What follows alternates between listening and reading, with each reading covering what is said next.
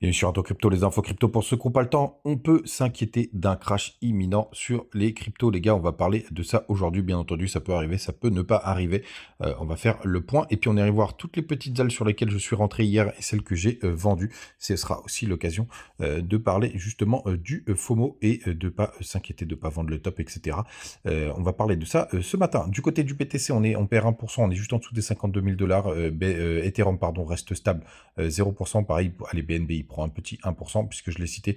J'en parle, on a Missile Sol qui perd 2%, on a CryptoClebar qui prend 2,3%, Link qui perd 2,3% comme ICP, pareil pour Uni. On a CAS qui continue de pousser, c'est vraiment magnifique, il prend 11,6% ce matin. C'est Phil aussi qui est en forme 16,5%, pendant que TAO perd 9%. On a HBAR aussi qui nous pousse un joli 14,4%. C'est des bonnes perfs dans ce top 30, et puis si on descend en bas, c'est plutôt rouge. On a un petit dégistage du côté de GRT, mais il avait pas mal poussé hier. On est obligé de temps en temps de respirer quand on fait des belles performances. Les gars, est-ce qu'un crash est imminent sur les cryptos, en tout cas du côté du BTC? Il est important de noter qu'on peut faire là actuellement, on peut se retrouver face à des figures qui sont pas terribles. Vous voyez sur le RSI, ceux qui connaissent les épaules, tête épaule, là celle-ci elle est vraiment nickel. Vous avez l'épaule ici, la tête ici, épaule juste là, qui sont des figures assez bearish, et en général le RSI est en avance sur le cours. Donc on a le BTC qui pourrait nous dire que là on a des premiers signaux de correction. Sur le cours, on voit qu'on pourrait former un M, si vous arrivez à le voir, hop, le début du M, le deuxième partie du N, mais là, dans ces cas-là, il faudra breaker les 50 694 dollars pour le confirmer. Mais pour l'instant, il n'y a rien de concret, les gars, qui est en train de se former. Mais il faut que vous l'ayez en tête. La dernière fois qu'on a eu une figure bearish du côté du RSI, vous voyez ici on faisait des M dans des M, etc. On a quand même eu une correction qui était plutôt haussière. Alors je sais que ça peut paraître un petit peu fou, mais vous voyez on a dégonflé sur le RSI alors qu'on montait sur le cours. Donc ça peut arriver quand on est dans des environnements hyper bullish. Ce que je veux vous dire par là, c'est qu'on est sur une très grosse zone de possiblement de retournement. On est très très proche du halving. Donc il peut y avoir cette dernière correction qui nous fait un flush de moins 30%. Pourquoi pas pour aller chercher nos targets. Pour moi, la target minimale, si jamais on a une belle correction, elle est aux alentours des 47 000 dollars. Ça pourrait nous faire un joli pullback sur toute cette zone ici, puisqu'on a eu le break du dernier ATH qui était vers les 47 000, 48 000 qui pourrait être juste là. Donc un joli pullback. Est-ce que ça arrivera? Est-ce que ça arrivera pas, les gars? Bien évidemment. Je ne suis pas devin, je n'ai pas de boule de cristal. Quoi qu'il en soit, je suis prêt si jamais ça arrive. Donc ça ferait, là, pour si jamais on va chercher les 47 000, ça nous ferait une correction d'à peu près 10%. Sur les altes, il faut compter entre 15 et 20%. Sur les petites, sur les low cap, là, il faut compter parfois même jusqu'à 50%. Il faut l'avoir en tête. Est-ce que je le joue? Pas du tout, les gars. Je vous l'ai dit, aujourd'hui, perdre 15%, même 20% sur mon portefeuille, c'est que dalle comparé à ce que peut nous attendre plus haut. Donc pour moi, on n'est pas du tout sur une période de prise de profit ou de sortir du marché. Bien évidemment, on peut faire de l'arbitrage et faire transiter nos cryptos, d'aller d'une crypto à une autre. Ça, c'est possible. Et d'ailleurs, je l'ai fait hier.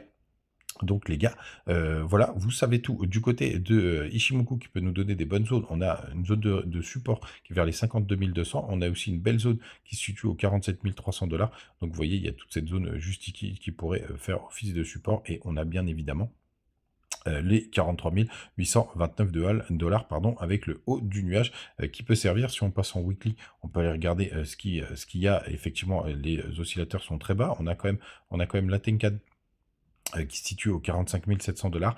Bref, il y a plein de supports entre les 43 000 et les 47 000 dollars si jamais on a une belle correction. Et d'ailleurs, vous voyez du côté du RSI, ça y est, on peut considérer qu'on est en train de taper, de faire un top. C'est pas pour autant qu'on ne peut pas continuer de monter. Comme je vous le disais hier, on peut être sous divergence très longtemps. Donc, je le joue pas. Est-ce que je suis inquiet? Pas du tout.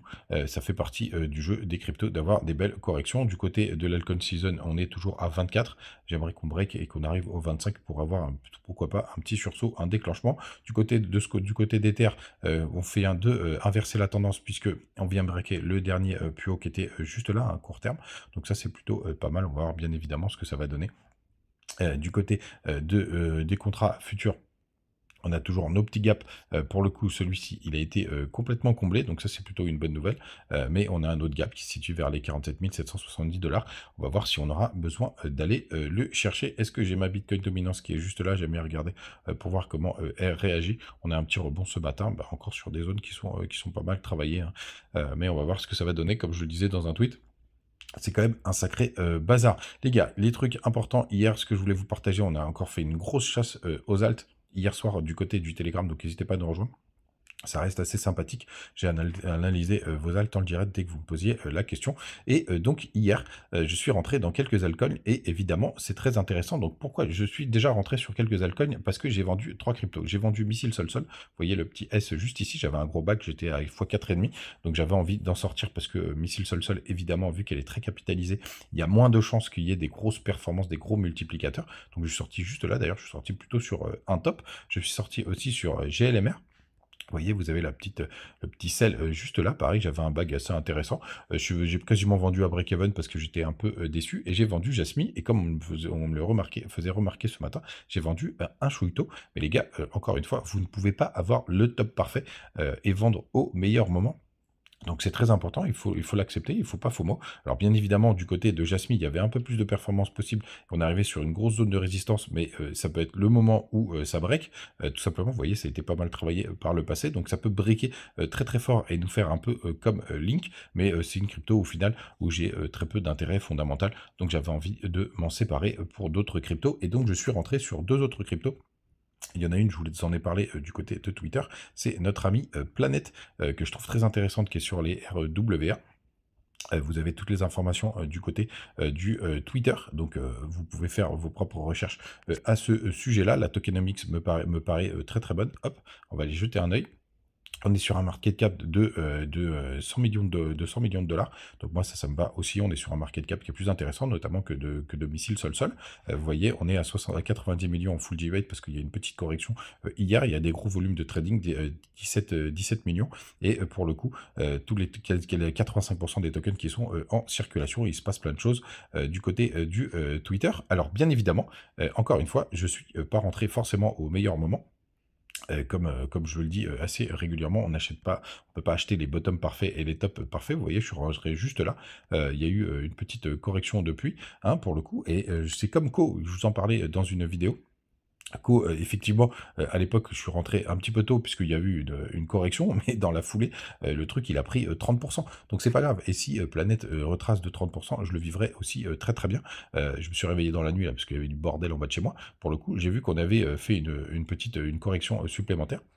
Eh bien, les gars, c'est pas grave, ça fait partie du jeu. On n'achète pas les bottoms parfaits et les tops parfaits. L'essentiel, c'est d'avoir des convictions et d'être à l'aise avec ce qu'on a investi. Moi, j'ai mis un billet assez important sur Planète. Quasiment tout ce que j'avais vendu, GLMR, Sol et l'autre, c'était quoi? C'était Jasmine. Donc, on va voir bien évidemment ce que ça va donner. Mais je suis assez à l'aise avec mon investissement et c'est le plus important. Et évidemment, si elle retrace de 20 ou 30%, ce qui est possible parce qu'elle a pas mal performé, vous le voyez en weekly, hein, je suis rentré sur la deuxième salve de hausse. Vous voyez, c'est très propre ce qu'on est en train de faire. On fait des petits W, on pump. Là, on fait une petite correction et on a pumpé. Je suis rentré sur ce moment-là.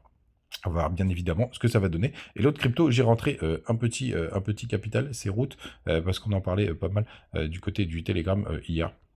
Je suis rentré quasiment au point où on est. Je trouve qu'elle avait pas mal corrigé. Là, on est en train de retester des sommets. On va voir ce que ça va donner. Pareil, un petit market cap, bien évidemment. On va voir. Tout simplement, les gars, vous savez tout. N'hésitez pas à à nous rejoindre sur Telegram, à partager vos crypto pépites en commentaire. Je le dis et je le redis, et j'arrête pas de le faire. Et je prends beaucoup de temps tous les jours d'aller analyser toutes les cryptos que je reçois et toutes les cryptos que je vois passer sur Twitter pour voir si on peut trouver la prochaine crypto pépite justement pour faire un roulement de mes cryptos qui ont pas mal performé. Puisque bien évidemment, quand vous avez déjà fait un x10 sur une crypto, il a un peu moins de chance de faire un nouveau un x100 derrière, bien évidemment, parce qu'elle est beaucoup plus capitalisée. Les gars, donc n'hésitez pas à me les mettre en commentaire. Vous avez toujours les bonus du côté de BitGet, de BitGeeks, que je vous laisse en commentaire et dans la description. Tout simplement, les gars, on se retrouve demain. Ciao.